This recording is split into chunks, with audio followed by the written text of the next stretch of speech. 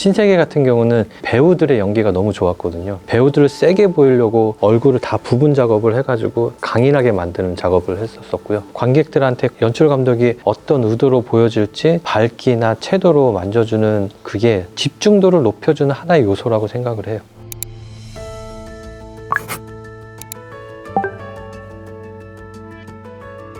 저는 지금 영화 후반 작업 컬러리스트로 재직하고 있는데, 입사 초기에는 이 회사가 아니라 이제 CG 회사로 이제 2D 합성 이제 CG 작업을 해서 출발을 하였고요.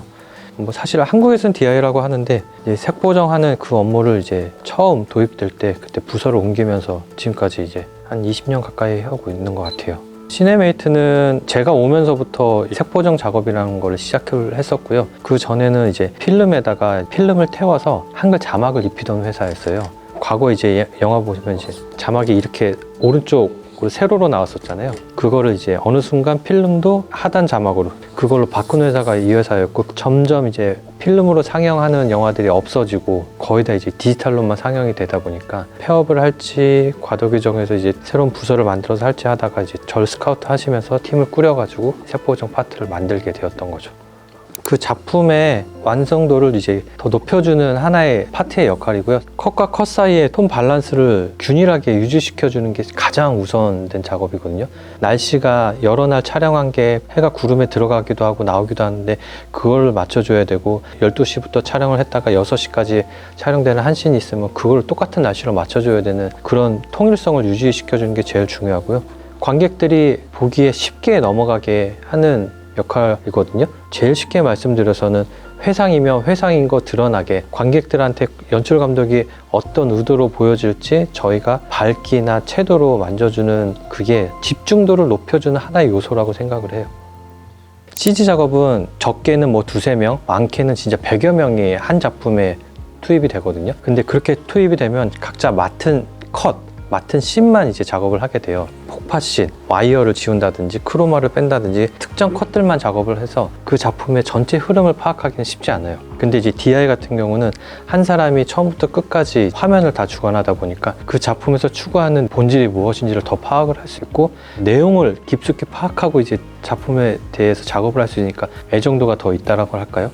아가씨라는 작품은 이제 룩이나 그 시대를 반영하는 그 미술들이 워낙 좋아서 사실은 저는 이제 스코어를 얻는 격인 거고, 미술이 잘 되어 있는, 고증이 잘 되어 있는 작품들 만났을 때가 좋긴 하더라고요. 그와 반면에 이제 신세계 같은 경우는 미술도 너무 좋았긴 하지만 사실은 배우들의 연기가 너무 좋았거든요.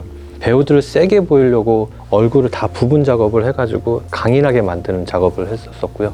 어느 특정한 장르를 좋아한다는 건 없는 것 같아요. 미술이나 배우들의 연기가 좋은 작품에 이렇게 마음이 더 끌리는 건 있는 것 같아요. 분명 있어요.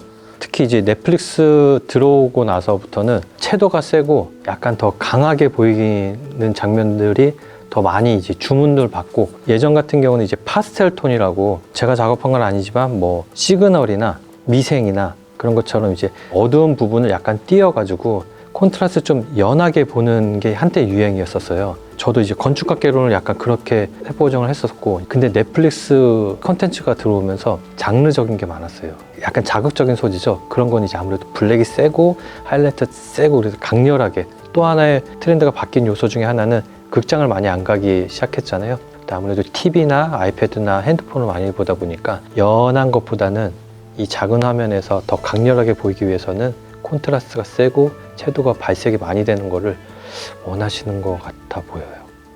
사실 저희들이 작업한 거를요, 기계가 분석을 해요. 근데 기계가 분석을 해서 조금 수치가 넘어갔습니다, 수치가 모자랍니다, 통계를 받아요. 그럼 거기에 맞춰서 AI가 저희한테 지시를 내는 거죠. 거기에 맞춰서 저희가 또 조정을 해야 돼요. 예전에는 연출 감독이 좋다, 오케이, 컨펌 내면 끝이었었어요. 근데 지금은 인간이 봤을 때는 오류가 아닌데 기계가 봤을 때 오류라고 하면 고쳐야 돼요.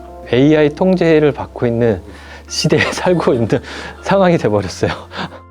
굉장히 위기감을 느끼고 있죠. 위기감을 느끼고 있는데 하루의 날씨를 모든 촬영 현장에서 통제를 못할 거고, 인간의 감각이 이제 정답을 찾는 게 사실 아니거든요. 빨갛다 푸르다 막 그렇게 얘기하는 게 빨갛기도 하고 불그스름하기도 하고, 우리나라 표현에는 너무 많잖아요. 색에 대한 이 용어가. 아무리 그 촬영 감독님, 연출 감독님 오케이를 한다 그러도 이게 사람 마음이 밥 먹고 나면 또 바뀌고요.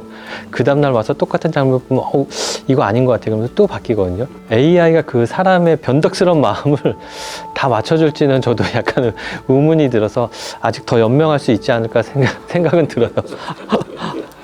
영화 작업들이 이제 해상도 높은 작업들이 많은데 고사양 PC가 필요하다 보니까 사실은 개인이 장비를 구입을 해서 하기에는 쉽지 않아요. 제가 쓰는 장비만 하더라도 4억짜리거든요. 개인이 4억을 해서 그거를 감가상가 다 생각해가지고 저거를 마진을 다 생각하면 쉽진 않죠. 그러다 보니까 이제 영화를 전문으로 하는 컬러리스트의 숫자는 사실은 주로 많이 하는 분들은 한 5명에서 10명 사이인 것 같아요. 저를 포함해서.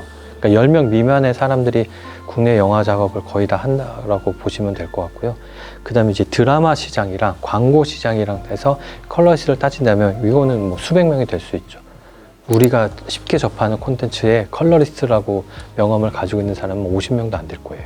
극소수고 누가 볼 때는 블루오션이라고 할 수가 있어요. 사실은 학과도 없고 체계적으로 교육시켜주는 학원도 사실 없고 진입 장벽이 사실은 그 회사에 입사하지 않는 한은 쉽지는 않거든요. 저희 회사도 이제 신입들이 오시면 바로 이제 세포정을 할 수 있겠지 이제 그런 포부가 있는데 사실은 3, 4, 5년은 이제 사실은 조수 생활을 하고 어떻게 돌아가는지 알고 그 다음에 의사소통하는 것도 배워야 되는 거거든요. 사람 머리에 있는 걸 끄집어내서 하는 거니까.